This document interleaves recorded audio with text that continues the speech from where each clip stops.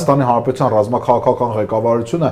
ինչ որտեղ շատ ուշ հասկացավ, որ ինքը միջազգային այդ դավադրության զոհ է դարձել, կոնսենսուսը ուշ նկատվեց։ Նայեք, մտովի որ հետ ենք գնում 2020 թվականի հուլիս Տավուշյան այդ փոքրիկ սրացումները, չէ, դրանից հետո վարչապետը ինչ ռազմաշունչ, Սարդարապատում խաչեր բաժանեց, մենք ուժեղ ենք եւ ժողովրդավարությունը մանավանդ որ կորպուսի հրամանատարն էլ զոհվեց, դրա էլ ներկայացրեց որպես մեր ԱԹՍ-ի հարված եւ այլն։ Դրանից հետո եկավ սեպտեմբերը, ռազմական խողովակներում զգում էին, օրինակ F-16 ինքնաթիռներն էին դիսլոկացիա եղել այնտեղ ռազմական ոլորտում, օրինակ Դավիթ Տոնյանն է հաճախ ակնարկում այդ մասին եւ կան գծեր, որ մենք զգում էինք, բայց դատելով ըստ ամենայնի մեր Հայաստանի Հանրապետության ռազմաքաղաքական ղեկավարությունը բաց թողեց այդ կոնսենսուսի վերջնական ձևավորումը։ Իրականությունից կտրվեց։ Իսկ թվում է ինչ որտեղ այդ կոնսենսուսը վերջնականապես ձևավորվեց 20 թվականի օգոստոսին,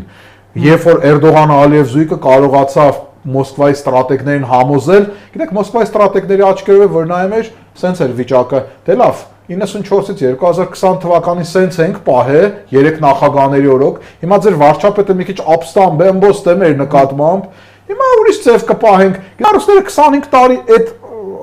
դիրքավորումն էին պահի հարավային Կովկասում, ասեցին դե լավ չեք ուզում, մենք էլ սա կանենք,